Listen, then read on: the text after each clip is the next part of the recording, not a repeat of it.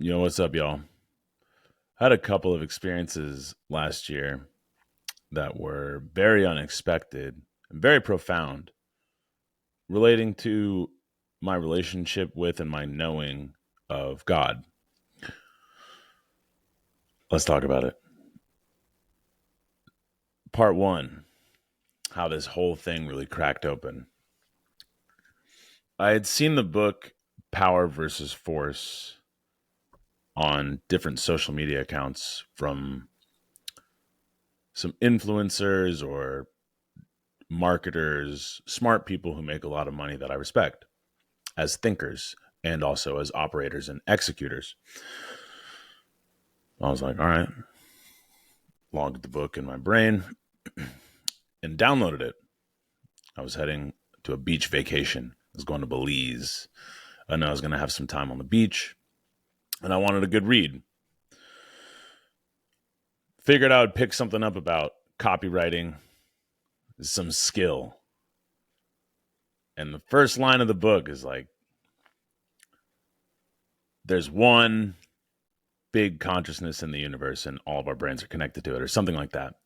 And right away I knew, oh, we are not here to talk about increasing the quality of your hook or your persuasive techniques, at least not directly. But that's a belief that I've long held because the closest thing to a religion that I was raised in was self-realization fellowship, which is pretty broad and encompassing in terms of how complementary it is to religions of all types and their beliefs. But it's also very specific and clear that there is a God and that individuals have the power through work to increase their capacity to connect with God at any moment. So I started reading it. I dove in. I tore through it. I loved it. And in the book, it mentions a couple of other books as examples of high consciousness or high vibrating works. One of them that was frequently referenced, the way that I like to operate is if I find that something is the best, like if I'm into something, I'm going to go for the best of it and I'm going to go all in. Like Strong First, for example. I was like, oh, you guys have something called an elite certification where you get all four of these instructor certs and each one of them is really hard. Well, here I am in my very first one. And I already knew. I was like, I'm getting all of them. So reading Power versus Force, and it's like, A Course in Miracles calibrates really, really high. I'm like, all right, well, I guess I'm reading Course in Miracles. So I'm reading Course in Miracles after I finish Power versus Force, which has expanded my mind, really lit me up. And somebody who I would consider a spiritual mentor to me, an overall mentor, but I would say if I had to nail down this individual as one thing, spiritual mentor, Garrett J. White. I was like, yo, Garrett. I was at one of his events, spent 17 days front row with this guy this summer.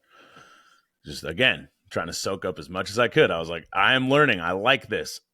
I'm here. I'm all in. I was like, Garrett, strikes me that a lot of the language that you use seems very aligned with or informed by Power versus Force. He's like, yeah. I was like, well, I'm reading Course in Miracles. He's like, you know what you should do? You should just skip A Course in Miracles and go straight to A Course in Miracles Teacher's Manual, which is basically another book talking to a different audience in A Course in Miracles. So I ripped through Teacher's Manual. Again, blew my mind. And at one of those events at Wake Up Warrior, I was meditating, which is a practice that is talked about in Self-Realization Fellowship that I saw modeled by my dad and my mom every single day. But I never really got into it for myself, despite the handful of times that I had meditated, having really profound, relaxing, calm, great experiences. One of those things where you're like, I know this is good for me, but I'm not doing it. Who knows why? Probably a bunch of psychological whatever Your parents do it, so you resist it. You know it's good for you, so you resist it. You know it would explode and accelerate your life forward in a tremendous way in exactly all the ways that you want and all the ways that you need, but I'll still resist it. Whatever. So I'm meditating here because I paid a bunch of money to be at this event, and that's what we were doing. And I had this download, right? I like to call them downloads. Done a bunch of psychedelic journeys, a bunch of holotropic breathwork sessions. Basically, when you are tapped in, when you've cleared everything out and your subconscious is just like open and malleable and receiving or communicating with your conscious mind, you get some information, you get some realizations. I call them downloads. Actually, I call them downloads because a guy who I met in a holotropic breathwork workshop, smarter, fitter, richer, more tapped in than I am, he called them downloads, and I was like, well, John is smart. John's got a lot of what I want, and I respect him a lot, so downloads works for me. So I get this download, and it says, give it all back to God. This was at the Pivot Protocol event.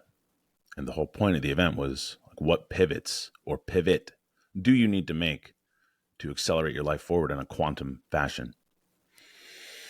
Give it all back to God. Now, what that meant to me was I've been playing really small relative to what I could be, relative to how I could be playing, basically using a safety net of savings and identity or whatever as my net. And because I had that net there, I was still taking relatively risky action, maybe compared to the rest of the world, but not nearly as big as I could. If, for example, instead of this little stash and list of accomplishments that I was proud of, but that were not what I considered to be a shred of what I'm capable of, what if my safety net was God, was the power of God, of the universe? Well, I would play way bigger. So I should just give it all back to God, not worry about it, not try to keep contained to myself, not try to save, basically playing in scarcity. So that was a big one. And that was important for me because I was in this window of opportunity, somewhat fresh out of getting laid off and really committing full time to being a freelancer and building up a business. So I was like, okay, give it all back to God. Let me invest more money, commit fully to this thing, burn the boats in my mind. At another workshop in Dana Point, out there with Wake Up Warrior, we're having our meditation out by the ocean on the deck at the headquarters. And I have another download, very clear visual of a physical representation of God. Just nothing very clearly defined, but sort of as another mentor or teacher of mine, Chris Bays, says, he's like, don't think too clearly about this image. Just let it be like vague watercolors. Don't try to control it too much. I have this watercolor vague image of God coming and giving me like a big bear hug from behind. And the message was, hey, nobody ever protected you when you were growing up. Nobody ever did their job to model conduct for you. Your dad didn't do it. Your uncles didn't do it. Nobody in your life did it. And you've been playing defense and fighting and slashing and like not letting anybody get close, not relaxing your entire life. I got you. It's okay. Now, integrating that and trusting that and leaning into that, work in progress. Okay. It's like, I like to think about it like you can know something here intellectually. You're like, yes, that makes sense, but integrating it emotionally, owning it, letting it seep into your being, another thing entirely. But the most profound one happened at the Edinburgh Fringe Festival over the summer. So all of this took place in like the course of from Power versus Force to Edinburgh, 3 months. From the God wrapping me up to Edinburgh, like 2 weeks, 3 weeks. I had finished Course in Miracles Teacher's Manual, and I read, I spend, I don't know how much time every single day. I basically read some spiritual text every day until I get to a point where I'm like, that makes me think. That's a big nugget. I'm going to think on it. I'm going to highlight it, share it on Instagram if I remember. I'm going to think about it. And I had gotten to this line of text in another book that Garrett had recommended to me. He gave me like 5 or 6. The next book after Teacher's Manual was The Second Coming of Christ, Resurrection of Christ Within You by Paramahansa Yogananda, who wrote Autobiography of a Yogi and is the founder of Self-Realization Fellowship. And I am pretty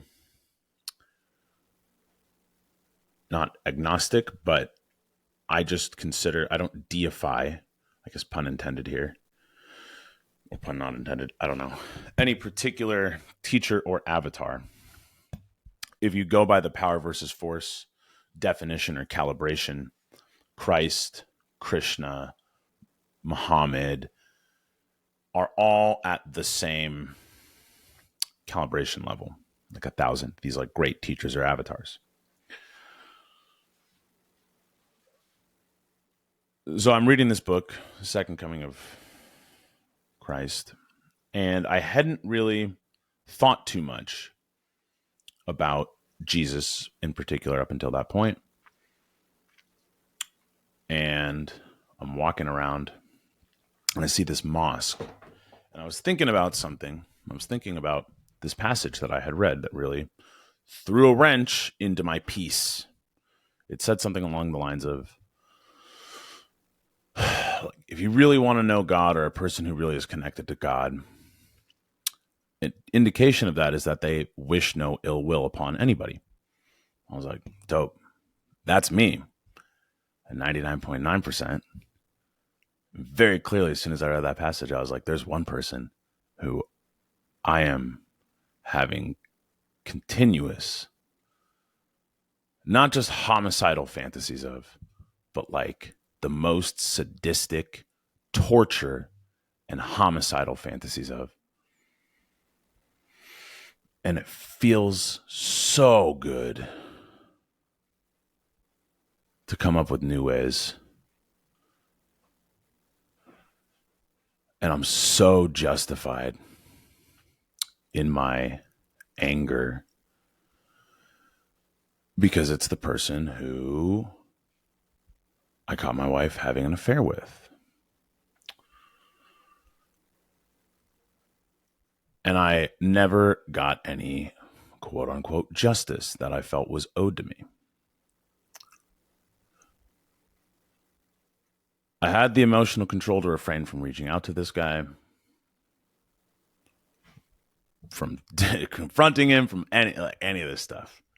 Not to say that I didn't spend hours, probably amounting to days of my time, researching how to do it, what the legal repercussions of even just reaching out could be, knowing full well that would be a tremendous display of like weakness. All this stuff that I didn't want to display, but I was thinking about nonetheless. You think you have intrusive thoughts now, like maybe you do. Wait until, I hope it never happens to you, but wait until you're in a situation like that. So I was content to just hold on to these thoughts. And I was like, oh my God. Well, I can either stay here in this place, be really short-term satisfied whenever I do this, or I can figure out how to let it go. Just let it go.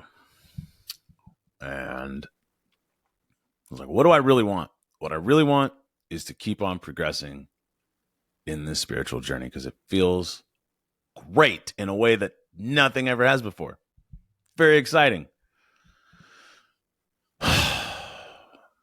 And it's making the rest of my life better. I'm making more money. I'm on fire everywhere because of this one pivot. Okay, I am down to let this thing go. Let it go. So I'm walking around Edinburgh. I'm waiting for our show to start or something. And I see this mosque. And like I said, I don't care. Church, mosque, synagogue. I don't think that you need to go to church or to be a part of any organized religion to build a relationship and to know God and to deepen your relationship.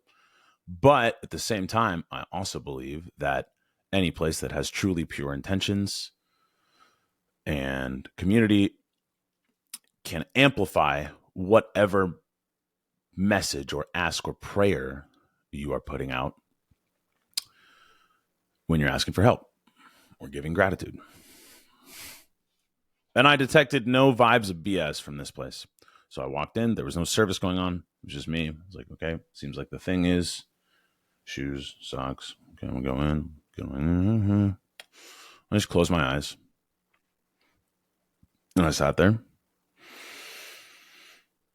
And I just tried to clear my mind. And all of a sudden I started getting, again, these downloads of Jesus. Makes sense now in hindsight. I'd been reading particularly about Jesus, his teachings. This book is Yogananda's explanation of instances and teachings, etc. And he's got another one on the Bhagavad Gita, just to clarify that it's not angled towards this one avatar. And I start thinking, or rather getting these downloads and just processing them and just sitting with them. It was like, this dude is a kid. He's definitely not married. Probably never been in a serious relationship. If I'm going to judge him just from appearances and all of the insane amount of stalking that I did on his life, this dude's probably never had any real things happen to him. He'd had no real pain. Because this betrayal was not anywhere close to the first real pain I'd felt or been through. I was like, he definitely knows. He knew that he was interfering in a marriage. Despite the lies that he was told about the marriage that he knew that he was interfering in, he didn't know.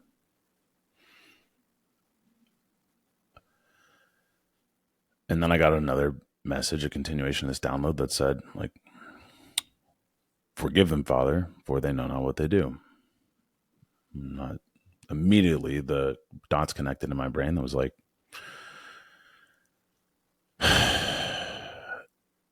if this man could be nailed up on a cross, one of the most horrifying ways to die, which you better believe I had considered as a suitable method to apply to this fellow.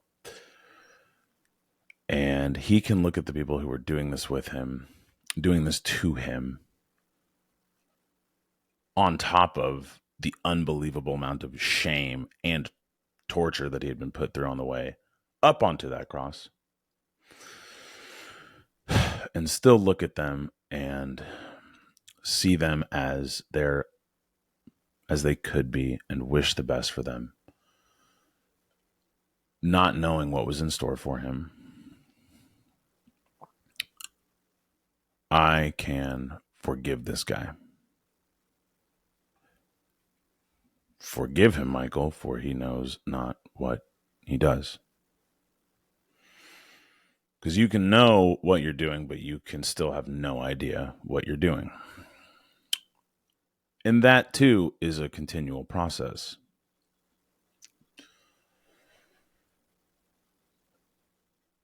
And that's basically it. It's like that, those couple of experiences is like, man, this is real. This is powerful. This changes, this heals, this amplifies all other work that you're doing. This feels good in a way that nothing else feels,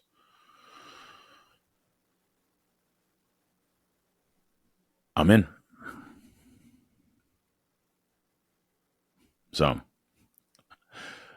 that's the story of how I went from vaguely believing all my life that God knows who I am, that I believe in God, that he's real, to truly knowing. If you got any questions about this stuff, feel free to hit me up. It's something that I would like to do. Screw it. Something I'm going to do in the next 12 to 18 months is write some kind of a book or just talk about this more clearly. All of the stuff that never made sense to me when I was a kid in catechism class or talking to people who were devout and convicted in their faith and talked openly about it. Explaining some of those things that you hear and you're like, yeah, but what does that mean? I was like, what, original sin? My ass. I didn't do anything wrong when I was born. Come on. Explaining that stuff in a way that makes sense and isn't divisive and is encompassing. The book that I wish that I had had a long time ago, certainly before I found out this whole thing happened, etc. I mean, it's all happened divinely, as exactly as it's meant to. Nothing happens to you, it happens for you. So if you want to talk about this stuff, you got thoughts, you got ideas, drop them in the comments. Hit me up on the various social media platforms. I ain't hard to find, as my friend Danny says. Yeah. All right. Later, y'all.